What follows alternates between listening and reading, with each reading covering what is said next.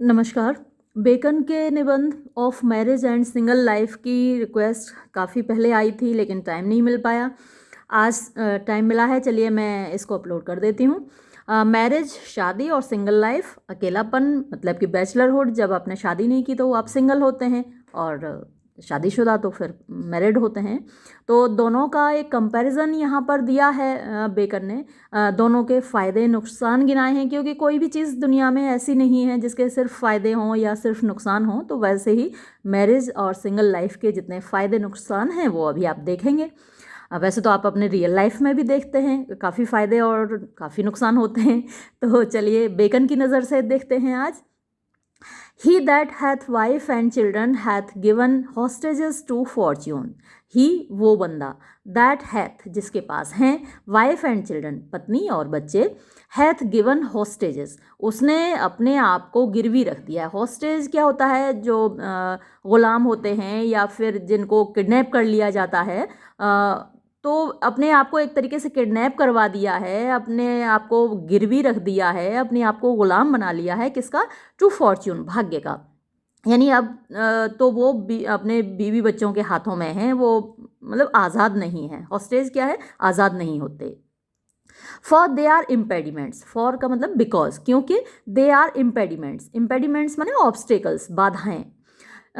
To great enterprise, यानी कोई महान एंटरप्राइज आप कह सकते हैं, कोई कार्य, कोई आप एडवेंचरस काम नहीं कर सकते, कोई जोखिम वाला काम नहीं कर सकते, रिस्की काम नहीं कर सकते।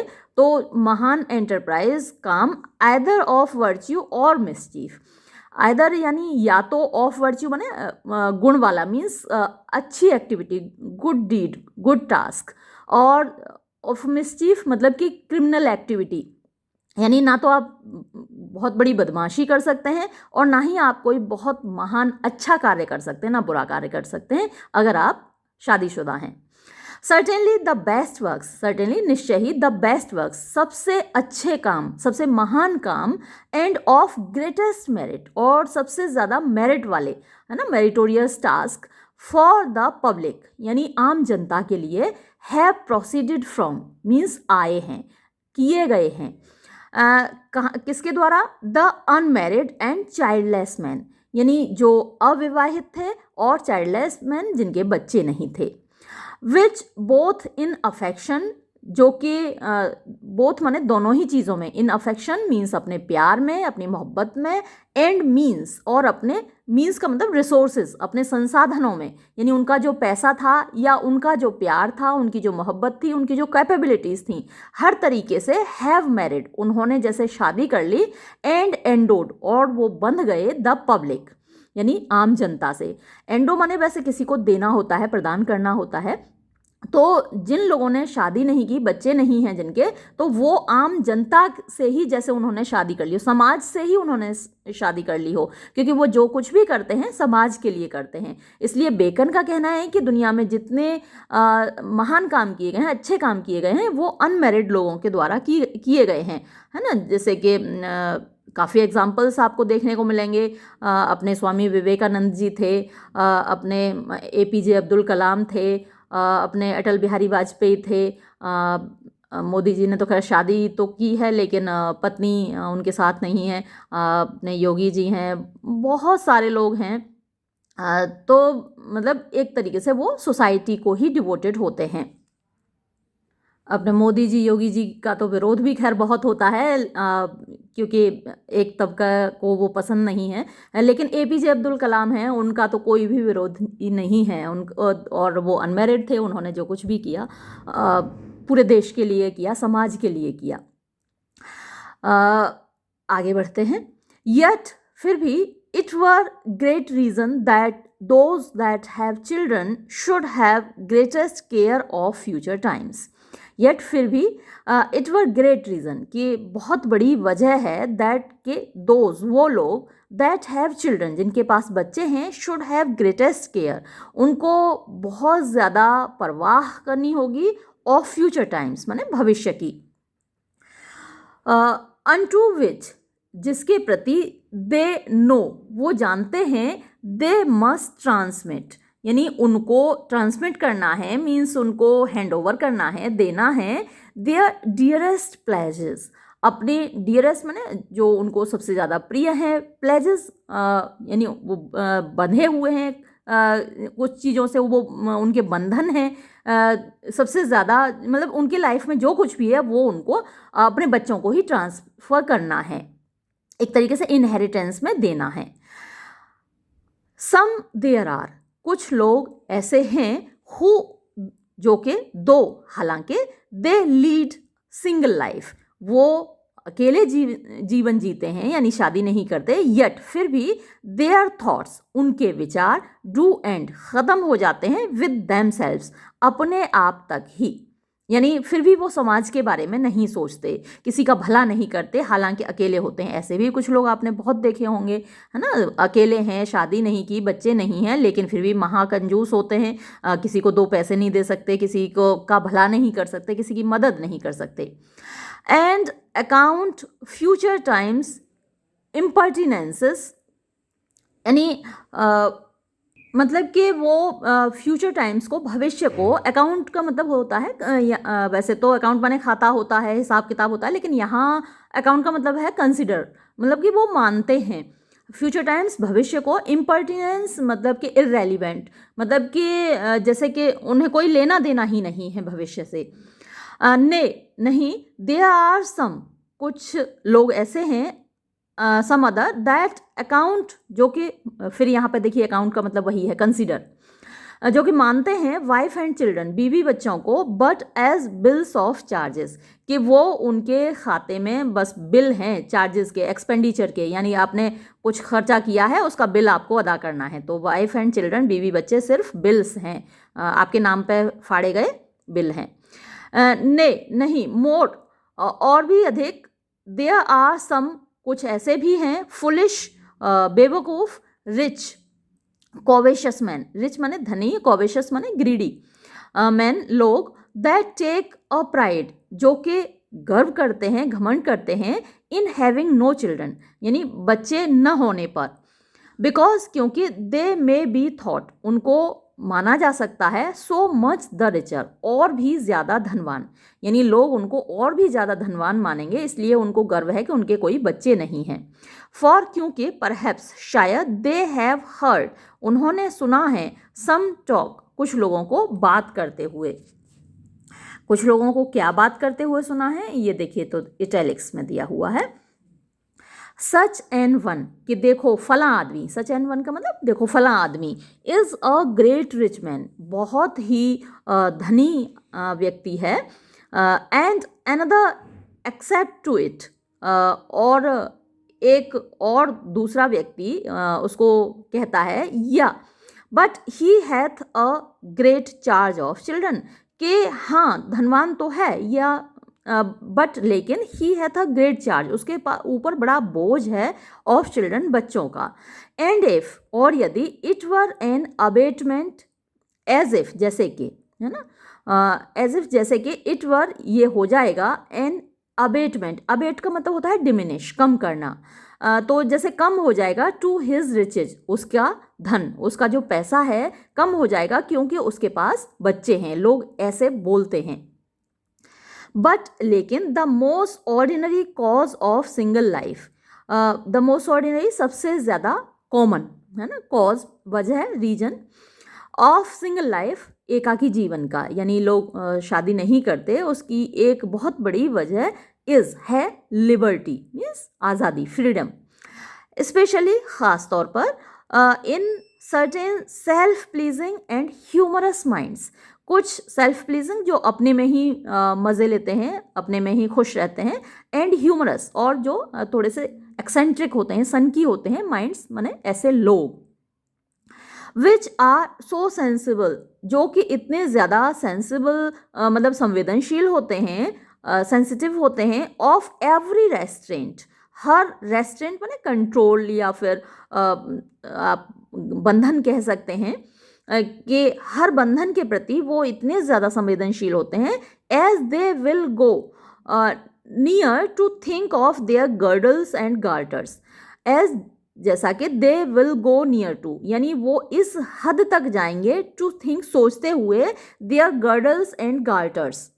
इनको आप पेटी कह सकते हैं, कमरबंद कह सकते हैं, जो बेल्ट बांधते हैं ना, कमर पे बांधते हैं, बेल्ट बांधते हैं, या फिर कमरबंद होता है जो एक डोरी सी होती है पजामा या वो बांधने के लिए, तो वो गर्डल्स गार्टर्स उन्हीं के लिए कहा जाता है। या बेल्ट लगाते हैं आप पैंट में, और जैसे महिलाएं करधनी पहनती हैं, तो वो सब कमर पे जितनी चीज़ें बांधी जाती हैं वो गर्डल्स गार्टर्स कहलाते हैं। तो उनको भी वो क्या मानते हैं, टू बी बॉन्ड्स, कि वो बंधन है, एंड शेकल्स, और वो एक तरीके से बेड़ियां हैं उनके लिए, हथकड़ियाँ बेड़ियां होती हैं, तो वही मानते हैं वो। अनमैरिड मैन यानी अविवाहित पुरुष आर बेस्ट फ्रेंड्स, वो सबसे अच्छे दोस्त होते हैं। ये बहुत इंपॉर्टेंट है आपके एक्सप्लेनेशन के लिए। जो पहला वाला सेंटेंस था ना, शुरुआत जहाँ से हुई थी, वो सेंटेंस भी आपके लिए बहुत इंपॉर्टेंट था। ये he that hath wife and children hath given hostages to fortune, तो अगर जहाँ एक्सप्लेनेशन आता है, क्योंकि ये ऐसे कहीं कई जगह प्रेस्क्राइब्ड होगा, तो जहाँ एक्सप्लेनेशन आता है वहाँ ये सेंटेंस बहुत इंपॉर्टेंट था, फर्स्ट सेंटेंस। और अभी जो सेंटेंस हम पढ़ रहे हैं वो भी बहुत इंपॉर्टेंट है और कोटेबल है। वैसे भी आप इस सेंटेंस को रट लीजिए, जब भी आप आंसर लिखेंगे इस ऐसे पर बेस्ड, तो कुछ कोटेशंस तो आपको डालने होंगे अपने आंसर में, तो इसको भी आपको रटना है। कहाँ था हमारा sentence, unmarried man are best friends, यानी अविवाहित पुरुष सबसे अच्छे दोस्त होते हैं, बेस्ट मास्टर्स सबसे अच्छे मालिक होते हैं, बेस्ट सर्वेंट्स सबसे अच्छे नौकर होते हैं, but not always best subjects, लेकिन सबसे अच्छी प्रजा नहीं होते, है ना। सबसे अच्छे दोस्त कैसे होते हैं कि भाई वो दोस्ती में कुछ भी कर सकते हैं। आपने अनमैरिड लड़कों को देखा होगा, भाई जरा आजा पंगा हो गया है तो तुरंत लेके चल देते हैं अपनी अपनी हॉकी, बता है कौन, बता किसका सर फोड़ना है ना, चल देते हैं लेके। तो जब भी मुसीबत आती है तो अनमैरिड लोग ज़्यादा अच्छे दोस्त साबित होते हैं। मैरिड हैं तो बीवी बच्चे, बीवी खास तौर पर नहीं जाने देगी उनको दोस्त के यहाँ। बेस्ट मास्टर्स कैसे होते हैं कि भाई नौकर ने जरा सा काम कर दिया तो उसके बदले में उसको ढेर सारे गिफ्ट दे देंगे, पैसे दे देंगे कि ले जा भाई ले जा, है ना। और अगर मैरिड हैं तो आप सीमित पैसे ही देते हैं अपने नौकरों को, अपने काम करने वालों को, बीवी हाथ पकड़ लेती है। ये जो वैसे ऐसे लिखा गया है ना, ये मेल पर्सपेक्टिव से लिखा गया है, मेल पॉइंट ऑफ व्यू से लिखा गया है, यानी इसमें महिलाओं की, अनमैरिड महिलाओं की बात नहीं की गई है ना। तो वैसे तो मैरिज एंड सिंगल लाइफ दोनों पॉइंट ऑफ व्यू से लिखना चाहिए था, महिलाओं के पॉइंट ऑफ व्यू से भी लिखना चाहिए था। हालांकि बाद में आएगा, थोड़ा सा महिलाओं के बारे में भी आएगा, लेकिन मेनली यहाँ मेल पर्सपेक्टिव है। तो बेस्ट मास्टर्स, बेस्ट सर्वेंट्स, और सबसे अच्छे नौकर भी साबित होते हैं, है ना। उनको घर जाना नहीं है, कुछ घर पे उनका कोई इंतज़ार नहीं कर रहा, तो वो खूब सारा काम करते हैं, है ना। जो भी काम है उन्हें मालिक का करना है, इसलिए वो बेस्ट सर्वेंट्स साबित होते हैं। But not always best subjects, लेकिन सबसे अच्छी प्रजा साबित नहीं होते, क्योंकि थैला उठाया कहीं भी चल दिए। फॉर दे आर लाइट, क्योंकि वो हल्के होते हैं, टू रन अवे, भागने में, मतलब उन्हें ज़्यादा कुछ ले जाना नहीं है, कहीं भी भाग खड़े हुए, अपने 4 कपड़े उठाए, अपना बैग लादा, ट्रेवल बैग, बस चल दिए साहब। एंड ऑलमोस्ट, और लगभग, ऑल फ्यूजिटिव्स, सारे भगोड़े, आर होते हैं ऑफ दैट कंडीशन, इसी तरीके के, यानी ज़्यादातर भगोड़े अनमैरिड होते हैं। अ सिंगल लाइफ, एक अकेली जिंदगी, मतलब unmarried life, doth well with churchman, यानी जो पुजारी लोग होते हैं उनके लिए अच्छी होती है। पुजारी लोगों को अगर अकेले हैं, उनकी शादी नहीं हुई है, तो वो अच्छे पुजारी होते हैं।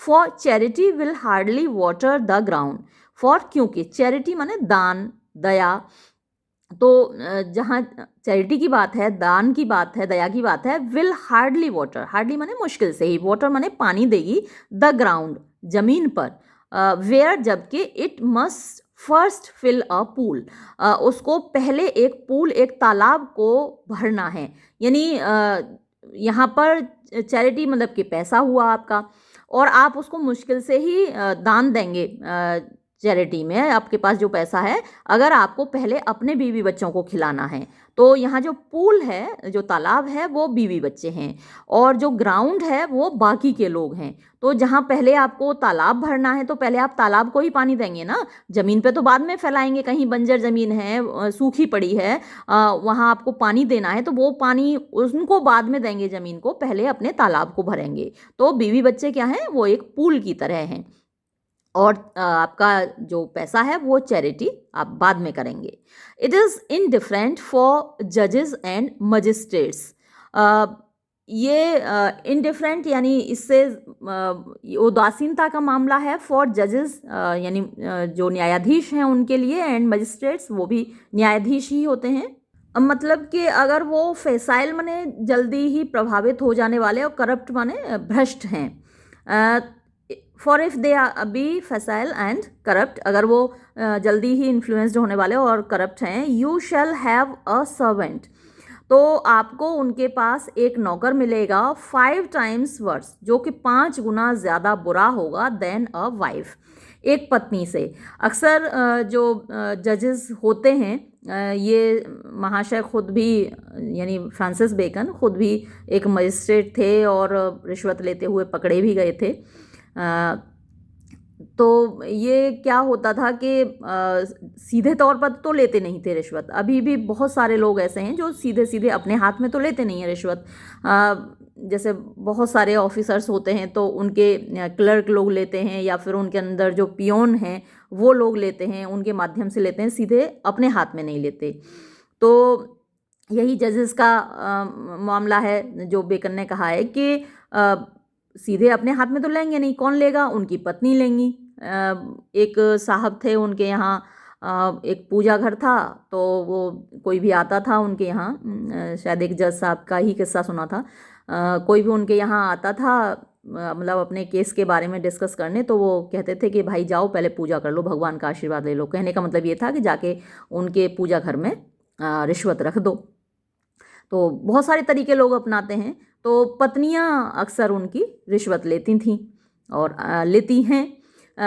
अब मान लीजिए किसी की पत्नी नहीं है, अनमैरिड है, तो फिर वो क्या करेगा, उसके पास कोई सर्वेंट होगा जो कि 5 times 5 गुना ज़्यादा करप्ट होगा। यानी पत्नी मान जाए 1,000 रुपये में या 2,000 रुपये में, और वो मानेगा 10,000 रुपये में। जो सर्वेंट है 5-10 हज़ार रुपये में 5 गुना ज़्यादा करप्ट होगा, ज़्यादा रिश्वत लेगा, एनकरेज करेगा अपने मालिक को कि और ज़्यादा रिश्वत लो, और खुद, क्योंकि खुद भी तो उससे फ़ायदा मिलेगा ना।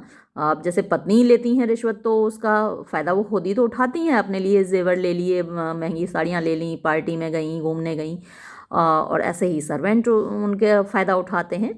तो कहने का मतलब ये है कि अगर कोई जज या मजिस्ट्रेट अनमैरिड है तो उसके पास एक सर्वेंट होगा जो कि 5 times worse than a wife होगा। ठीक है, क्लियर हो गया होगा अब तो आपको। फॉर सोल्जर्स, और जहाँ तक सैनिकों की बात है, I find the generals commonly in their hortatives put my men in mind of their wives and children. जहाँ तक सोल्जर्स की बात है, सैनिकों की बात है, आई फाइंड, मैं पाता हूँ, द जनरल्स यानी जो आर्मी के जनरल होते हैं, कमांडर होते हैं, कॉमनली सामान्य तौर पर, इन देयर होर्टेटिव्स, होर्टेटिव्स क्या होते हैं, स्पीच होती हैं, मतलब एड्रेस है, जिसमें बहुत ज़्यादा उत्साह भरा होता है, ज़ील होता है, एंथुजियाज्म होता है, तो जो बढ़ चढ़कर भाषण दिया जाता है वो होर्टेटिव होता है। तो सामान्य तौर पर उनके जो भाषण हैं उनमें पुट मैन, लोगों को रखते हैं, इन माइंड, दिमाग में, मतलब लोगों को याद दिलाते हैं, of their wives and children, यानी उनके बीवी बच्चों की।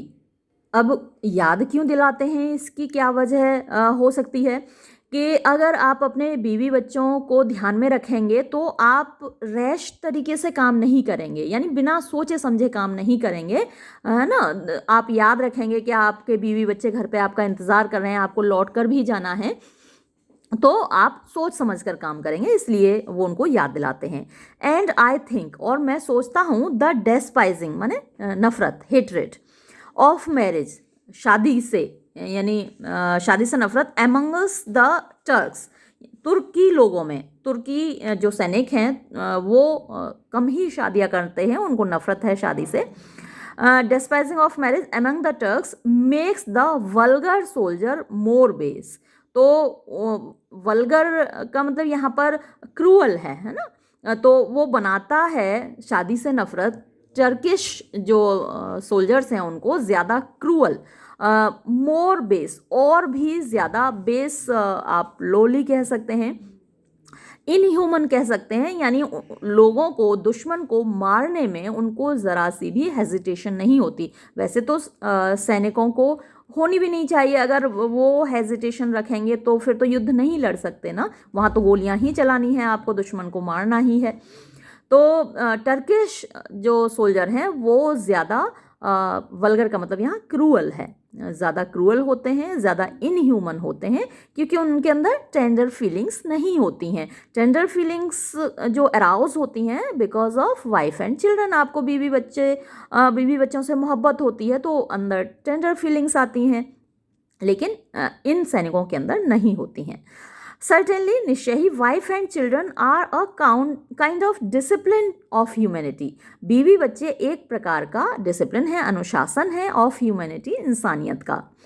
एंड सिंगल मैन, और अकेले इंसान दो, हालांकि दे में बी, वो हो सकते हैं, मैनी टाइम्स, बहुत बार, मोर चैरिटेबल, ज़्यादा दानी, ज़्यादा दयालु, लोगों की मदद करने वाले, बिकॉज क्योंकि देयर मीन्स, उन्हें उनका पैसा, their resources are less exhaust माने कम खर्च होते हैं। यानी खर्चा क्या होता है, बीवी बच्चों का होता है, आप अपने बच्चों के लिए कपड़े लाएंगे, गिफ्ट लाएंगे, खिलौने लाएंगे, बीवी के लिए लाएंगे, गहने लाएंगे, साड़ियाँ लाएंगे। तो जिनके पास बीवी बच्चे नहीं हैं उनके मीन्स, उनके रिसोर्सेज, उनके पैसे कम खर्च होते हैं, यट फिर भी ऑन द अदर साइड, दूसरी ओर, they are more cruel and hard hearted, वो ज़्यादा क्रूअल होते हैं, ज़्यादा दुष्ट होते हैं, और हार्ड हार्टेड, कठोर दिल वाले होते हैं। Good to make severe inquisitors, good माने अच्छा, अच्छे होते हैं वो, टू मेक, अगर उनको बनाया जाए, सीवियर कठोर, और या फिर स्ट्रिक्ट आप कह सकते हैं। इंक्विजिटर्स एक तरीके से इंस्पेक्टर्स, यानी क्रिमिनल्स के मुंह से सच्चाई उगलवाने के लिए इंक्विजिटर्स चाहिए होते हैं, सवाल करने के लिए। आपने फिल्मों में देखा होगा कि जो क्रिमिनल्स हैं आसानी से उगलते नहीं कि भाई उन्होंने क्राइम किया कैसे किया।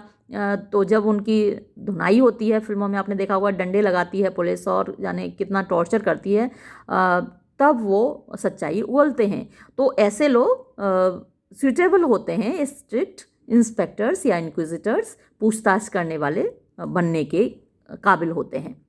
बिकॉज क्योंकि देयर, उनकी tenderness means softness, is not so oft called upon, यानी इतनी बार बार वो कॉल्ड अपॉन मतलब कि अराउज नहीं होती है ना। बच्चा सामने होता है आपका, अपना खून प्यारा सा तोतली जबान में बात करता है, पापा पापा कहता है ना, तो एकदम से टेंडरनेस आपकी जग जाती है ना, आपके अंदर का वो जो अच्छाई है वो जागृत हो जाती है। जबकि जो अनमेरिड हैं, जिनके अपने बच्चे नहीं हैं, तो उनकी टेंडरनेस अराउज नहीं होती।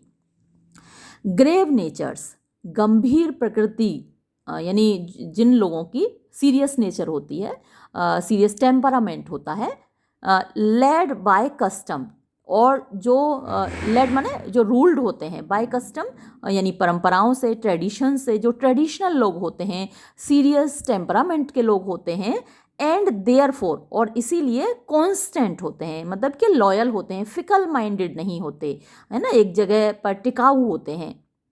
ऐसे लोग आर होते हैं कॉमनली, सामान्य तौर पर, लविंग हस्बैंड्स, प्यारे पति। तो ये लड़कियों के लिए एक क्लू है। तो जब आप लड़कियां जो इसको पढ़ रही हों और जब आप अपना हस्बैंड चुनें शादी करने के लिए, तो बेकन की इस सलाह को ध्यान रखिएगा कि आपका जो होने वाला पति हो उसमें आप देखिएगा कि एक तो ग्रेव नेचर हो, लेड बाय कस्टम यानी थोड़ा सा ट्रेडिशनल हो अपने सोच में, अपने विचारों में, और सीरियस टेम्परामेंट वाला हो, और क्या हो, आर कॉमनली लविंग हस्बैंड्स, तो वो आपके लिए प्यार करने वाला पति साबित होगा। As was said of Ulysses. देखिए कितने काम की सलाह भी दे रही हूँ मैं बीच में, है ना। तो as was said of Ulysses, जैसा कि यूलिसिस के बारे में कहा गया था, अच्छा पति था वो, है ना। हालांकि जो ट्रोजन वॉर था उसके बाद जहाँ जाने कहाँ गायब हो गया, सारा घूमते घूमते आया। इतने सालों में बेचारी जो पेनीलोप थी वो परेशान हो गई थी। मैंने आपको कई बार पेनीलोप की कहानी भी सुनाई है। जब ट्रोजन वॉर हुआ तो सारे सैनिक तो वापस आ गए, यूलिसिस घूमता रहा अपने साथियों के साथ, सारी दुनिया घूमने निकल पड़ा। और इधर पेनीलोप बेचारी अकेली थी, तो उसके पास स्यूटर्स आने लगे, यानी बाकी जो सैनिक वापस आ गए थे युद्ध से, वो कहने लगे कि पेनीलोप तुम्हारा पति यूलिसिस तो वापस नहीं आया, तो तुम हम ही से शादी कर लो। अब पेनीलोप क्या करती थी, दिन में एक जाल बुनती थी। कहती थी कि ये जाल मेरा ख़त्म हो जाए, पूरा हो जाए, कंप्लीट हो जाए, तो मैं आपसे शादी कर लूँगी। और रात को उस जाल को उधेड़ देती थी। और अगले दिन फिर स्यूटर्स आते थे कि पेनीलोप जरा तुम्हारा पति नहीं आया, हमसे शादी कर लो। तो पेनीलोप कहती मेरा ये जाल कंप्लीट ही नहीं हुआ, अभी जैसे ही कंप्लीट होगा तुमसे शादी कर लूँगी। और फिर पूरा दिन बुनती थी और रात को फिर उधेड़ देती थी। तो पेनीलोप्स वेब जो आप ईडियम पढ़ते हैं वो इसी से बना है, पेनीलोप के नाम से। यूलिसिस की वाइफ जो पेनीलोप थी उसी के नाम से बना, यानी कोई ऐसा टास्क नेवर एंडिंग, है ना, जो कभी ख़त्म ना हो। जैसे बीरबल की खिचड़ी है वो कभी नहीं पक पाई, या द्रौपदी का चीर है वो कभी ख़त्म नहीं हुआ, तो वो पेनीलोप्स वेब उसका इक्विवेलेंट है। हिंदी के बीरबल की खिचड़ी और द्रौपदी के चीर का इंग्लिश इक्विवेलेंट क्या है, पेनीलोप्स वेब। तो ऐसे जो पति हैं यूलिसिस जैसे, यूलिसिस फिर वापस आया और फिर वो लोग आराम से रहे मियाँ बीवी। हालांकि उसके बाद की एक और पोएम है जिसमें वो फिर से निकल पड़ता है घूमने के लिए।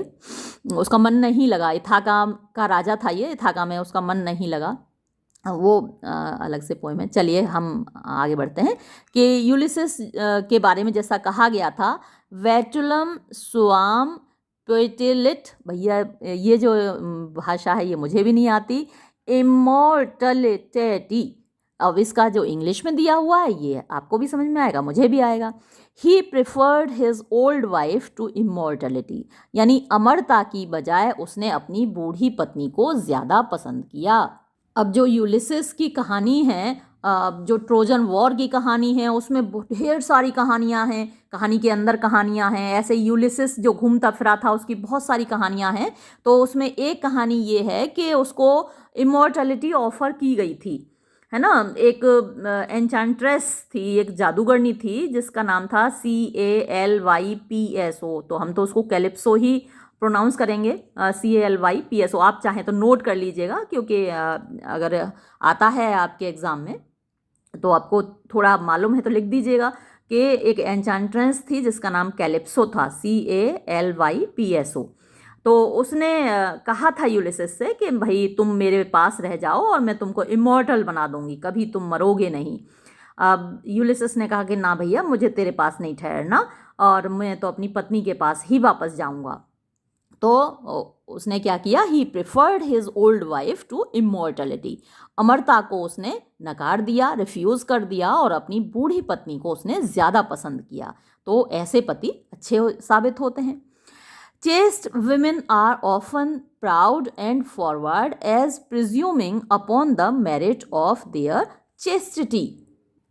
चेस्ट वेमेन मतलब कि जो पवित्र महिलाएं होती हैं जिन्होंने शादी नहीं की, आ ऑफन प्राउड, अक्सर घमंडी होती हैं, एंड फॉरवर्ड, फॉरवर्ड को आप क्या कह सकते हैं, मनमौजी, या फिर हेड स्ट्रॉन्ग, मतलब कि अपने मन की मर्जी की मालिक होती हैं। एज प्रिज्यूमिंग, क्योंकि वो प्रिज्यूमिंग अपॉन मतलब रिलाई अपॉन, वो ज़्यादा विश्वास करती हैं, उन्हें भरोसा होता है द मेरिट माने योग्यता पर, ऑफ देयर चेस्टिटी अपनी पवित्रता की। It is one of the best bonds both of chastity and obedience in the wife if she think her husband wise, which she will never do if she find him jealous. तो it is one of the best bonds, मतलब ये best bonds का मतलब यहाँ हुआ combination, है ना। ये एक सबसे अच्छे कॉम्बिनेशंस में से एक है, both of chastity and obedience, कि अगर पवित्र भी हो पत्नी और ओबीडियंस भी हो, यानी आपकी बात भी माने इन द वाइफ, पत्नी में अगर ये दो क्वालिटीज़ हैं कि वो चेस्ट है और ओबीडियंट है, आपकी बात भी मान रही है और किसी दूसरे बंदे की तरफ देख भी नहीं रही है। If she thinks her husband wise, कि अगर वो अपने पति को बुद्धिमान समझती है ना, उसको लगता है कि उसका पति बुद्धिमान है और फिर वो यही सोचकर उसकी बात भी मानती है और उसके प्रति वफादार भी रहती है। विच शी विल नेवर डू, जो कि वो कभी नहीं करेगी। इफ़ शी फाइंड्स, अगर वो पाती है हिम, उसको, अपने पति को, जेलस माने ईर्ष्यालु। तो कुछ पति लोग आपने देखे होंगे कि पत्नी ने जरा सा किसी दूसरे बंदे से बात कर ली तो नाराज़ हो जाते हैं कि भाई उससे क्यों बात कर ली, कौन था वो तुम्हारी तरफ देख रहा था, कौन था वो जिससे तुम बात कर रही थी। तो वो जेलस हस्बैंड्स होते हैं और ऐसे पति का पत्नियां कभी सम्मान नहीं करती, उनकी बात नहीं मानती। गुस्सा तो आता है ना कि बार बार टोका टाकी करोगे तो फिर गुस्सा तो आएगा ही। तो ऐसा फिर पत्नियां ओबीडियंट नहीं रहती। वाइव्स, अब ये देखिए फिर से एक बहुत ही इंपॉर्टेंट सेंटेंस आ गया, इसको आप मार्क कर लीजिए।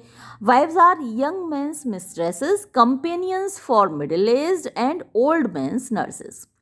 तो वाइव्स माने बीवियां, आर होती हैं यंग मेंस, युवा लड़कों की या युवा व्यक्तियों की, पुरुषों की, मर्दों की, मिस्ट्रेसेस माने महबूबा। तो जवानी में जो बीवियां होती हैं वो महबूबा होती हैं। कंपेनियंस माने साथी होती हैं, फ्रेंड होती हैं, सपोर्टर होती हैं। फॉर मिडिल एज्ड यानी जो वयस्क हैं, जैसे 35-40 से ऊपर के, 40 से 60 के बीच में जो मिडिल एज्ड होते हैं, तो उनकी वो फ्रेंड्स होती हैं या सपोर्टर्स होती हैं।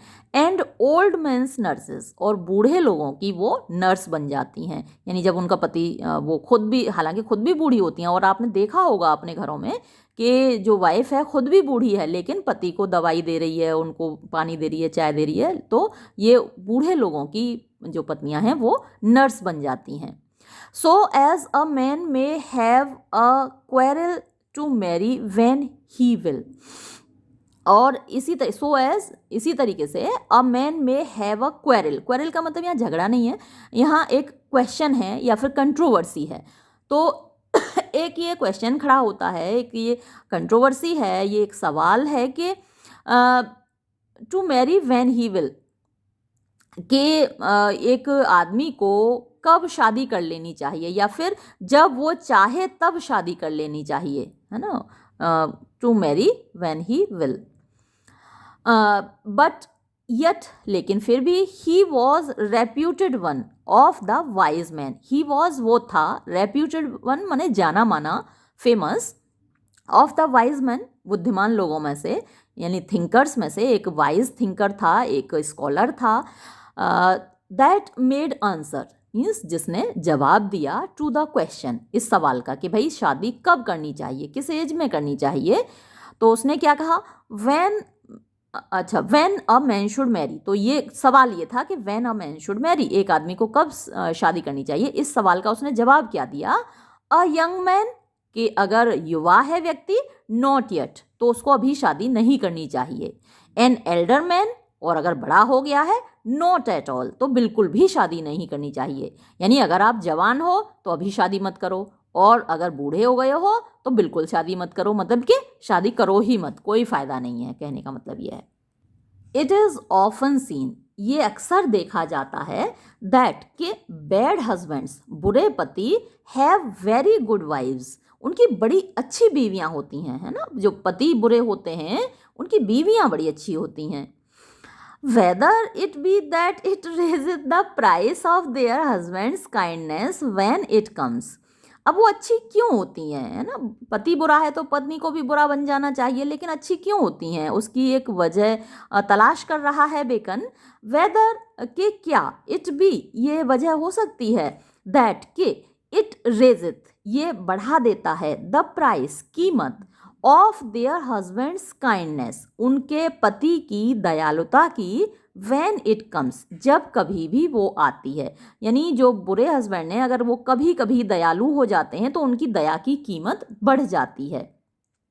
और या फिर दैट के द वाइव्स, बीवियां, टेक अ प्राइड, वो गर्व करती हैं, इन देयर पेशेंस, अपने खुद के धैर्य पर, है ना। वो उनको लगता है कि वो खुद बहुत धैर्यवान हैं और इस बात को लेकर उनको बड़ा गर्व होता है कि पति उनका खराब है फिर भी उसको वो निभा रही हैं, है ना। अक्सर इंडियन वाइफ्स ऐसी होती हैं कि पति कितना भी बुरा होता है लेकिन वो उसको निभाती हैं। हमारे यहाँ डिवोर्स का कंसेप्ट नहीं था, कभी नहीं था। अब तो वेस्टर्न सिविलाइजेशन का थोड़ा सा हमारे ऊपर प्रभाव पड़ रहा है, तो तलाक हो रहे हैं, लेकिन हमारे समाज में जो शादी थी वो 7 जन्मों का बंधन था, तो उसे तोड़ने का कभी कोई सोचता भी नहीं था। चाहे पति कितना भी बुरा है लेकिन एंड तक वो निभाती थी। तो क्या है, वही बात यहाँ पर बेकन भी कह रहा है that the wives take a pride in their patience. पत्नियाँ गर्व करती हैं अपने धैर्य पर। But this never fails if the bad husbands were of their own choosing against their friends consent, for then they will be sure to make good for their own folly. अब क्या है, कहीं कहीं लव मैरिज हो जाती है ना, बहुत बार लव मैरिज हो जाती है, तब क्या होता है, बट दिस नेवर फेल्स, लेकिन ये बात कभी असफल नहीं होती, यानी कि वो कभी भी अपने आप को फेल नहीं होने देती। इफ़, अगर द बैड हस्बैंड, ये जो बुरा पति है, वर हो ऑफ देयर ओन चूजिंग, अब उनके खुद के पसंद का, अगेंस्ट माने खिलाफ, देयर फ्रेंड्स कंसेंट, फ्रेंड्स का मतलब यहाँ हुआ फैमिली, पेरेंट्स, चाहने वाले, उनके घर वाले, रिश्तेदार, माता पिता, तो उनके घर वालों की कंसेंट माने सहमति के खिलाफ, यानी बिना अपने घर वालों की कंसेंट लिए उन्हें अपनी खुद का पसंद का अगर पति चुना हो, लव मैरिज की हो, तब तो फिर उन्हें और भी पेशेंस दिखाना होता है ना, क्योंकि घर वाले तो पल्ला झाड़ लेते हैं, भैया हम क्या करें बिटिया, तुमने खुद ही चुना था ना ये पति अपने लिए, झेलो अब। तो तब उन्हें और ज़्यादा पेशेंस दिखाना होता है।